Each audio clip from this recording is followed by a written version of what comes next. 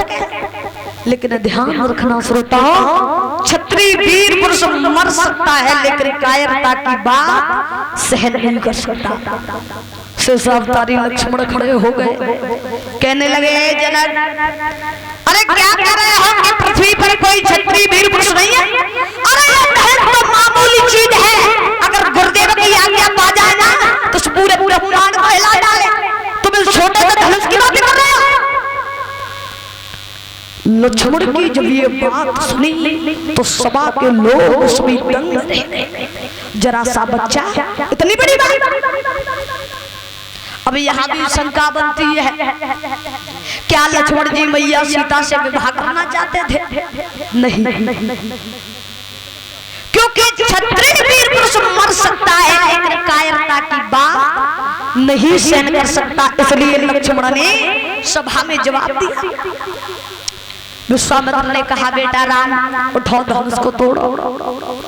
प्रभु श्री राम उठे तो सभा के लोग सभी हंसने लगे कि छुईया पहाड़ को तोड़ने चली है। जब हमसे बड़े बड़े राजा से ये धनुष टूटा नहीं है तो ये कल का छोकरा ये क्या धनुष को तोड़ना जा रहा है? लेकिन भगवान ने किसी की तरफ नहीं देखा। मेरे भैया, धनुष को भगवान ने उठाया, पता ही नहीं चला है कब तोड़ दिया है। जब धनुष को तोड़ दिया महाराज सभी बड़े ही खुश हुए। बोली सियापति रामचंद्र की, पवन सुत हनुमान की। मेरे भैया, मैया सीता जी वरमाला लेकर के आई है। अब सीता जी राम के गर्दन तक नहीं पहुंच रही तो सखियां सभी कहने लगी, क्या बोली है राम जी से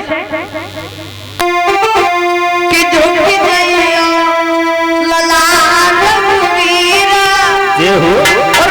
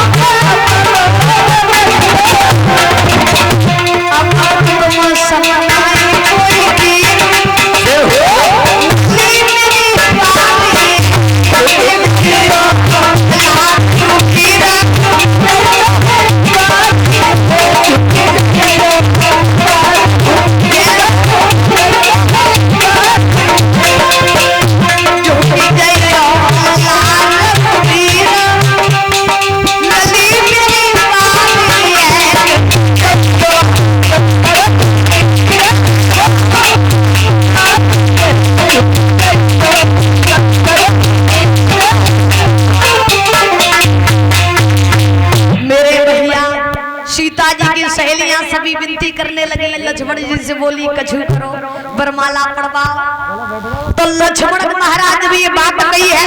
तो जब सखियों की जब ये विनती सुनी है महाराज तो राम जी ने तो झुके हुए जाओ।